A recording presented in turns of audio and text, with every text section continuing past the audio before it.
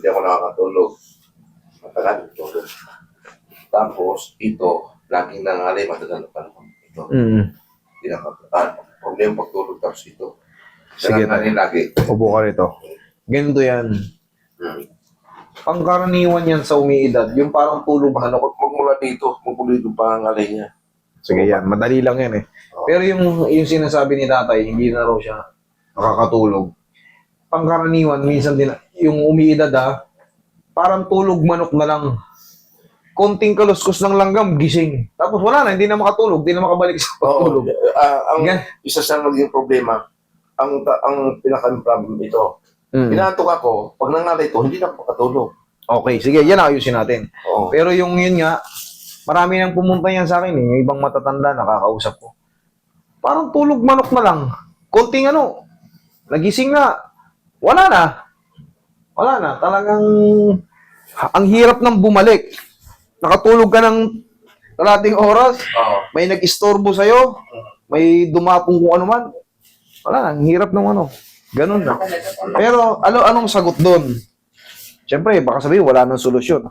Ang sagot doon, maaaring makitulog muna kayo sa ibang bahay. Gumala muna kayo sa mga kapatid nyo. Lalo na hindi ako nakatulog sa ibang bahay kasi namamahaya ko. May ganun. Sa una lang yun. Ang sagot dyan, gala.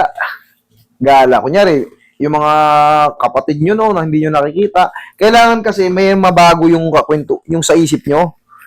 Mabago yung nasa isipan nyo kasi babalik-balik lang iniisip natin eh. Yun ang isa yun sa mga hindi nakakapagpatulog sa atin, yung isip ng isip. Pero pag na-refresh yan, kumbaga, may bago kayo nakakwentuhan. Uy, tol, tagal nating din nakita. Mapagkukwentuhan nyo yung mga iba pang mga bagay-bagay. Hindi yung dati, yun yung pinupulema nyo sa bahay, yun at palagi. Wala, babalik-balik yun. Tapos, pag na-massage kayo, aantukin kayo kagad. Kaya pag minasage ko to, dadapuan ng antok to. Relax lang. Isa rin yun sa mga tinatawag na anxiety. Hindi kayo makatulog. Pero sabi niya, ito, main problem. Sa hips, adjust natin. Pero ito, reset lang ang gagawin ko rito. Pupuruhan lang natin yung tinatawag yung hips.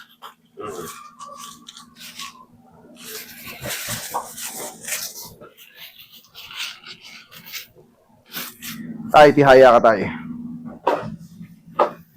Titignan ko kung pantay pa yung paa nyo. Ilang taon na ba kayo ngayon, tay? 66. 66. Mahaba ito Tingnan nga natin. Yan, sige, pantay lang. Point.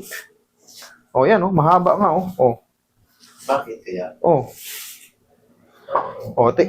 Pagtatabihin ko lang, hindi ko iangat pagtatabihin ko lang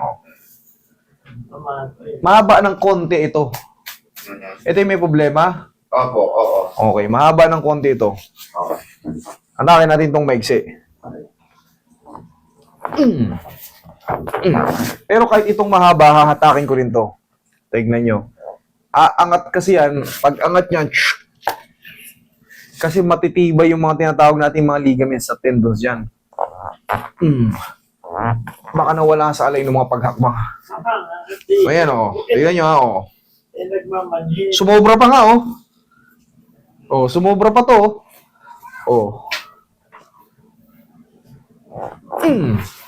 Sumobra, hatakin natin to ulit. Ano yan? Sushoot yan kasi malaking joint yan.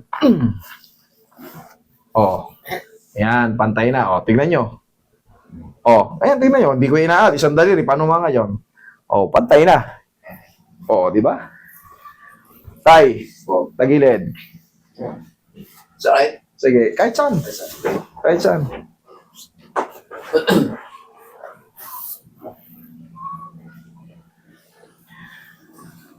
Okay, relax lang.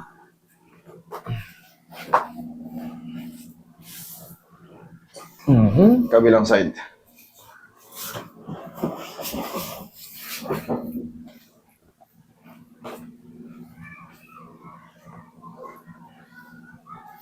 Relax lang. Dapa kayo tayo.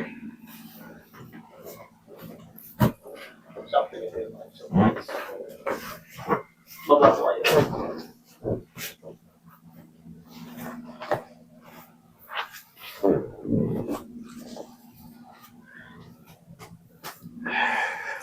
Yung iniinom yung herbal type, maganda yung ano nyo na yun.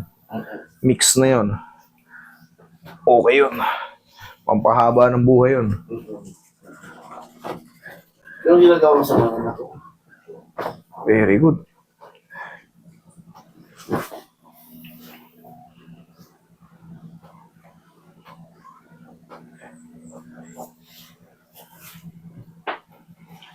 Sama mo yung gilid, Roy. Pinipintuan mo. Okay. Yan. Yan. Lagay sa tiyan yung kamay, tay. Yan. Relax lang. Inhale. Exhale. Down. Down. Kailangan na-release na yun. Hindi pwede ihang nyo. Huwag nyo ihang.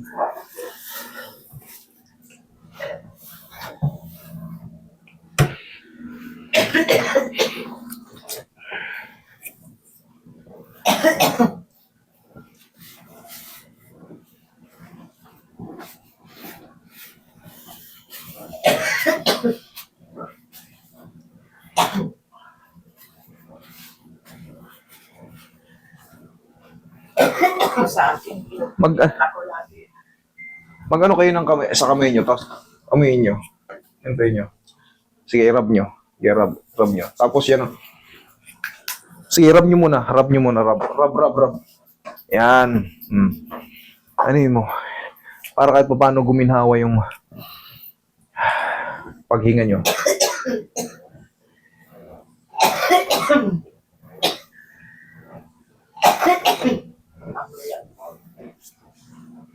Sarap ng amoy ng pau, no?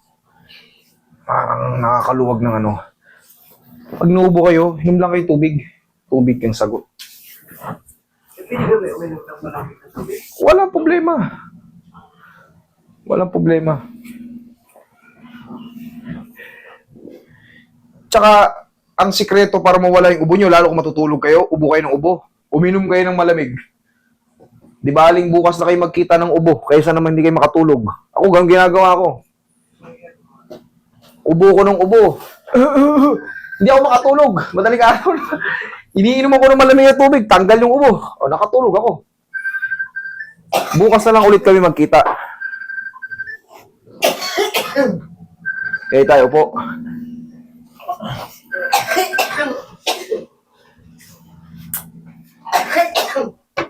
Roy, bigyan mo ng tubig si nanay. Huwag nga ng tubig doon.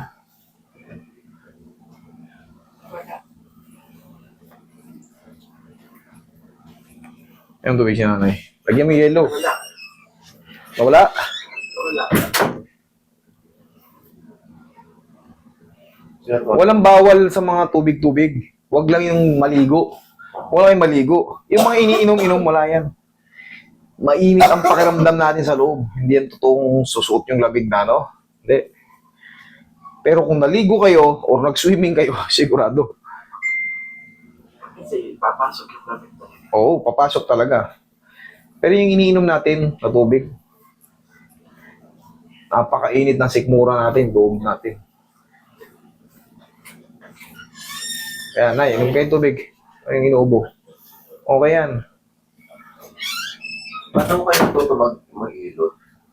Sa abroad po, tay. Sa abroad? Sa abroad, tay. Doon ako nagsimula, tay. Nagtuturo rin ako ron sa school, tay. Katagalan. Nadap ako ng school. Anong course ginawa mo? Massage therapist po. Massage therapy. Pero siyempre, iba pag sa abroad. Oo. May matututunan ka sa mga ibang lahi.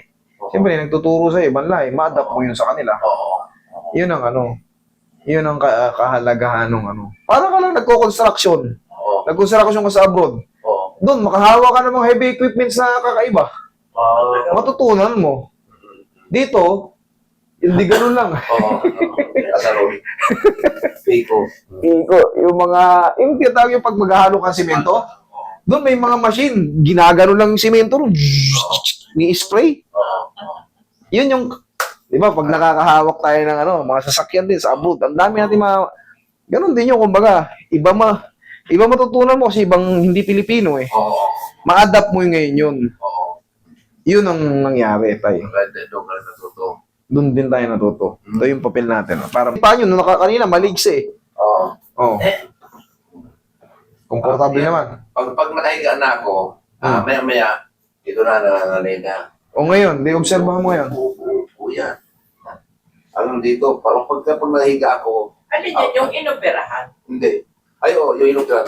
Sabi mo, inoperahan ako dito, yung varicose vein, puputok na.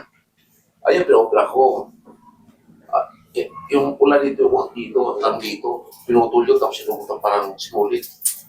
Ay, ano? Ngayon, walang ugat to. Dito, walang ugat. Hindi, isa rin pala yun sa mga part na ano.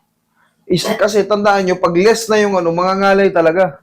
Pag less na yung blood circulation, yun ang kapaliton. Oo, nawala nga yung ano nyo. Hindi, bago yun, bago mangalay ito, Meron na nun. meron nung nangangalay. O ngayon, obserbahan nyo ngayon habang nakahiga kayo.